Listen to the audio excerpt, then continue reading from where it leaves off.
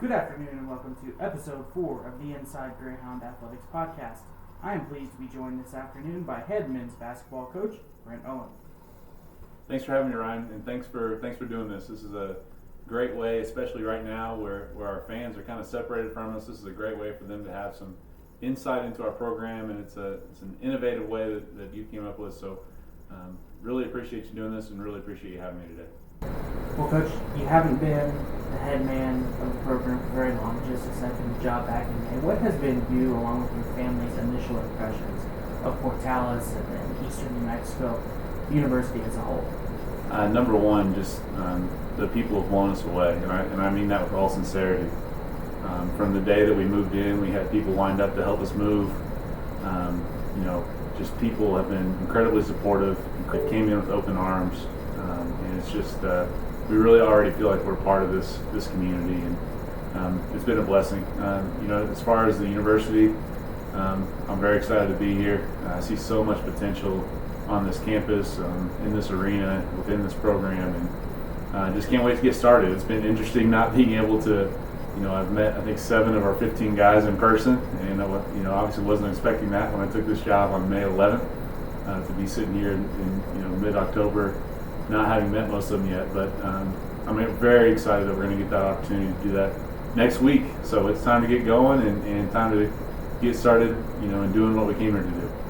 Coach, we'll get to that magical October 20th date here in just a sec, but looking back, even though your time here at Eastern hasn't been very long, your time at the Division II level and experiencing a lot of success has lasted a long time as both a player and a coach.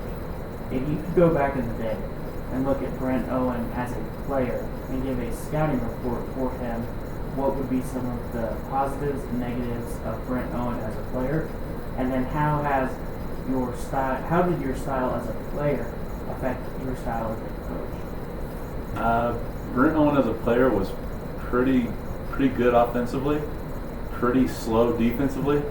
So that would be my scouting report. Would be take him off the dribble, make sure he doesn't get any open shots. Mm-hmm. And I definitely, probably as a player, had a pretty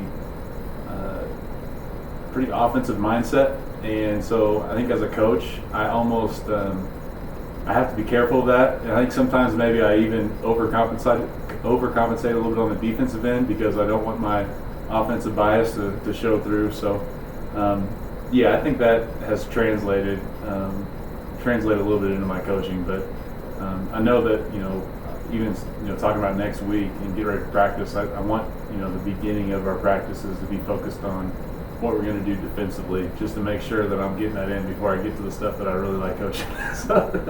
But obviously my experience as a player, I think really helps, in giving me some insight into how these guys feel on a day-to-day basis, and I think it just helps you get a feel for how to coach guys up. Well, that style definitely turned into a lot of success at Southern Indiana. 4 straight 20-win seasons, going to the national semifinals in 18-19.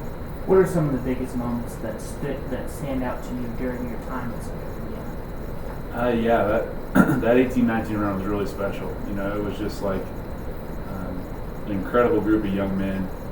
Our leaders on that team were seniors who just did everything right in every aspect. They were great students. They were great citizens in the community. And they were great basketball players, and they had earned it. They had worked very, very hard. It's no coincidence that was the hardest working group that I've ever coached, and they had the most success. And so that was a special run. We had a heck of a tournament. We in the second round, we were the 4 seed. So in the second round of the NCAA tournament, we played the number 1 seed, who was the host, Lewis University, and had actually kind of a bad call late in that game. It was an inadvertent whistle that basically we had possession of the ball, and because of the inadvertent whistle, it actually changed the possession, gave the other team the ball due to a kind of a rule anomaly, and they hit a shot, went up 1 with 5 seconds to go, and we had to go the length of the court with 5 seconds and drew up a play for our star player, and it didn't work, and luckily our point guard took it to the rim and laid it in at the buzzer. So that was an emotional one. And then the next game, we were down 16 points at halftime in the regional championship against Bellarmine University, who's perennial powerhouse in Division II, and I think beat them by 23 in the second half to win the regional, and then got to play West Texas A&M in the Elite Eight in the Ford Center in Evansville in front of 8,000 people, and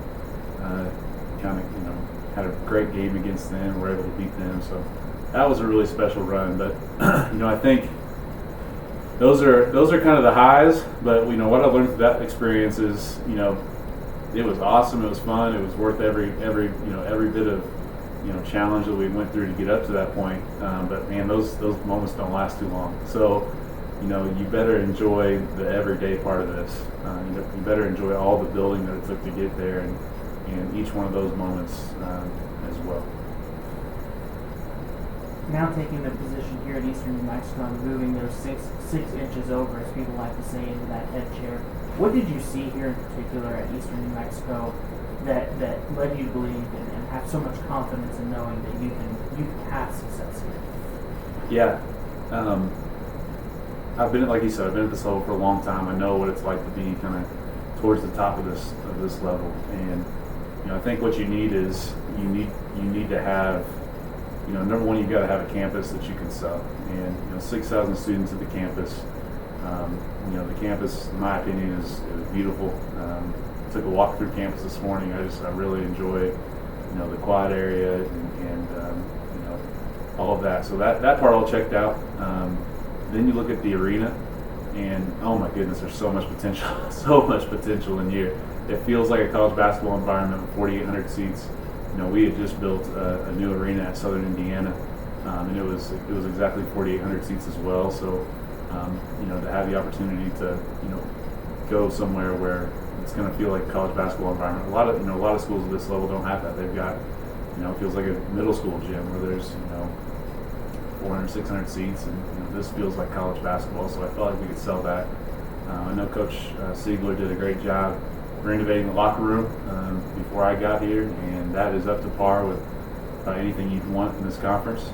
So I felt like we could sell that part, and it's like, well, obviously they haven't had a lot of success here, so I'm kind of figuring out what's missing. And so I look at the scholarship situation, and I kind of thought that was going to be it, and I really feel like we have the individual scholarship itself. We can get good players on that scholarship.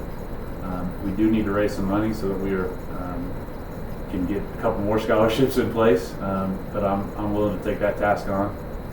But the individual scholarship itself, I know we can attract really good players here. So you've got the university and the education, you've got the facilities, you've got the scholarship.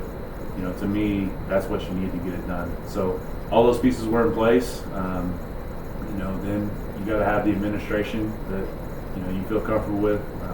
Really enjoyed my interviews, not only with Matt Billings, but with Dr. Caldwell, and feel like that the support for athletics is here. So I just felt like it checked all the boxes for us, and we're very, very excited to be here. Coach, you mentioned the lack of success of this program, and Coach Siegler really did have it going in the right direction. I think last year was kind of the anomaly. If you look back in 2018-19, this team made the Lone Star Conference tournament, went 10-8, and gave a really good Charleston team a really good game. Last year it just seemed like there was a lot of pieces, there was a lot of moving parts. Some guys played well, some nights some guys played well, other nights, and the cohesion for the team and just the game plan didn't seem to be there. What's going to be your message starting on that glorious October 20th day for your guys coming back to campus to find that consistency to compete night in and night out in the Lone Star Conference? Yeah, I don't want to be a judge for what happened last year. I wasn't here. I know it's easy to look from the outside looking in and think you have all the answers, but it's usually more complicated than that. But in terms of what we are going to do, I just think that our motto this year is create our culture, and that is going to be our goal for this season. We've got to establish a culture that expects winning. I'm not being a judge of what has happened here in the past, but 10-8 in the conference is, I know it is good, and but I don't think they've had a winning record overall here for 6 years. So it's maybe instilling a little bit of a higher expectation, and I'm not going to be chasing wins this year. My goal this year is to create our culture, and I'm not, that is my number one task, and that's this team's number one task. But what I've explained to them is if we are able to create our culture, the winning will come. The winning is a secondary thing to, creating our culture. And so how we're doing that, I really wanted them to have some buy-in to what we were trying to accomplish in that area. And so I gave them the opportunity to tell me, what do you think this program means? What do you think a winning culture would look like? So I asked them to send me 3 things that they thought a winning culture should be about. And with my fingers crossed, that it would hopefully align with what I wanted it to be about. But they hit it right on. They know, I think, what is needed here. And so they told me a lot of things. They talked about having each other's back. They talked about trusting each other. They talked about communication. And so we kind of all, there's a lot of different things they said that all, to me, equal building a culture of trust. Trusting each other, trusting our coaching staff, just being bought in is a huge part of what we're trying to accomplish this year. So we are really trying to establish a culture of trust. And the other thing that we're trying to establish, they said things like having grit, overcoming adversity, not getting too low when things go wrong, not getting too high when things go well. And to me, that's toughness. So we're trying to establish our culture around trust and around toughness. So that's our goal this year. Again, I want to win, but we are going to do everything we possibly can to make sure that trust and toughness are instilled in this culture. If we're able to accomplish that, then we're going to win some games. 2 names that really stood out last year, and I think kind of embody a little bit of that definitely the toughness that you talked about. Jose Serrano and Marvin Lepage. Both of them played really well at times last year. It just seemed like at certain times they were also kind of lost in the shuffle, lost in some different things within the game. How do you emphasize those 2 guys' skill set? I know you haven't physically seen them in person yet, but obviously watching film last year, finding ways to get that skill set exposed during the games. Yeah, I think those 2 guys fit in really well with what we want to do on both ends. Jose, first of all, one thing about Jose is Jose, I think, did have some thoughts about leaving Eastern, and he was not a guy that I was in contact with early. I was trying to get a hold of him, and he kind of wasn't taking my calls. And I had meetings with the other players and really talked to them about the vision of where I saw this thing going, where I wanted it to go, and told them some of the culture stuff that we're going to try to establish. And one encouraging thing is that the players, the returning players, really recruited Jose back, and I think that showed that they were really buying into what I was talking about. And because when he called me, he said, "Look, the players are telling me what you're trying to accomplish, and I think it's something that I want to be a part of." So that was really encouraging for me to see that the guys are buying in and we're able to convince him to come back. In terms of his skill set, man, Jose is a really, really good D2 player. He's very talented. He is going to fit well in what we do offensively because he's a skilled forward. Skilled forwards, Coach Watson used to preach. I was a recruiting coordinator at Southern Indiana, and he would just preach to me, recruit skilled forwards. Please find me some skilled forwards. And they're hard to find because a guy who's 6'6", 6'7", and can shoot and can rebound and push the ball up the court and deliver passes. Man, those are hard to come by. But with what we're going to do offensively, I really plan on playing one big guy and kind of a 4-out, 1-in offense.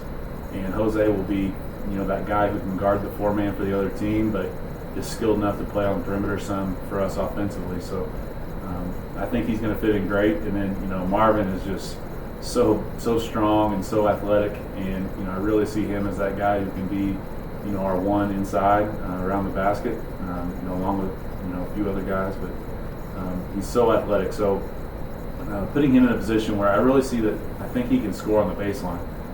So in our offense that I'd like to run, we're going to put a guy either on block to block or short corner to short corner. And when he's on the block, obviously we're trying to get him the ball so we can go one-on-one. If he gets double teamed, we'll have guys in positions where he can make a pass out. If we put him on the baseline, that's when driving lanes open up, and I really see him as a guy. He's kind of behind that backboard, hiding out. You drive to the middle, you let his man help uphill, and you can dump it off to him on the backside. He's just so athletic and can play above the rim, which is what you got to have playing in the Lone Star Conference. So really excited to have both those guys back, and again, looking forward to getting to work with them next Tuesday. Immediate help for Jose and Marvin is on the way. I know as soon as you took this job, you really hit the recruiting trail hard. Talk about some of the newcomers you have coming in, some names that stand out, and a little bit about each of those guys. Yeah, the first guy we signed was Jared Perry. He's a center from Phoenix, Arizona, by way of Adams State and Butler Community College. He was with Coach Vo last year at Butler Community College, so that was a connection there. Jared is just a 6'7", strong, tough, plays hard as heck, and will do anything you ask him to do. And man, what a great guy when you're talking about creating our culture, what a great guy to have. So he is a guy that can play above the rim. He can finish with his back to the basket. He's a shot blocker, charge guy. He's going to alter shots at the rim, for us on defense. And just really excited to have him. He's had a great attitude, a great work ethic so far. The second guy we signed was Cornell Greenwood, who was a guard out of Yuba in California, junior college. He was back-to-back player of the year in this conference. He's just he's an all-around player. Two of his coaches told me that he was the favorite player they've ever coached. And why is that? And I asked them, and they said because he wants to win. He doesn't care about how many points he scores, how many assists he gets. He's just going to do whatever it takes to win. He's going to be a dog on defense. And so, again, the toughness is really what I was hoping to find in this recruiting class. I think he's definitely going to bring that. He's got kind of an all-around game. I think he can play the point. I think he can play the two. Might even go play some three for us. So excited to have him. The next guy we signed was a shooter out of Dallas, Nico Basanakis. He's just a dead-eye shooter. I mean, this kid is another guy that's just had incredible work ethic. We were doing some, virtual workouts, and he was having to go to an outdoor court. And, we turn on the screen one morning, and it's like 45 degrees in Dallas and raining, and he's out there getting jumpers up, and just, his work ethic has really, really impressed me. Just a guy that, again, he'll go all out 100% all the time, and he's going to make himself better because he gets in the gym all the time, he gets in the weight room all the time. So, and then, he's not being guarded yet, but what the numbers that he's putting up, like we'll say, hey, shoot 25 threes from 5 different spots, and we'll have the video on. He's going 23 out of 25. He can just really, really fill it up. So, and then Travion Crawford was the last one we signed out of Central Community College in Nebraska. Travion is another guy who's a very, very good shooter. I really felt like we had to add shooting to toughness. So Travion was averaged 20 points a game for a 21 junior college team. His team won the regional championship. I believe he had 31 points in the regional championship. He had 1 week where he went 15 out of 27 for 3 in 2 games. He was the NJCAA National Player of the Week. His uncle, this will be an interesting thing for some of the people out there. His uncle's is Terrence Bud Crawford, who I guess maybe pound for pound the best boxer in the world. And he's very close with him. His uncle really kind of helps look after him. That was kind of part of the deal. We kind of had to have his uncle's blessing in this whole deal. So I was. And you definitely don't want to upset his uncle by any means either. Exactly. Yeah. So it was. I actually got to meet his uncle, and after he signed, I made a trip to Omaha to visit with him in person. And so that's been great. But Travion's another tough kid that can really shoot the ball. So excited to have him. And then we added some walk-ons and Sebastian Jimenez, Wayne Dawson, Riley Heston. So excited to have those guys come to be a part of the program as well. Coach, this league really showed its teeth last year with the merge of the Heartland Conference and the Lone Star Conference, and I think it was a league that was kind of defined by close games. As you build the culture that you've talked about so often here, and work through those late game situations, what's going to be the key for this team that did struggle in late games last year?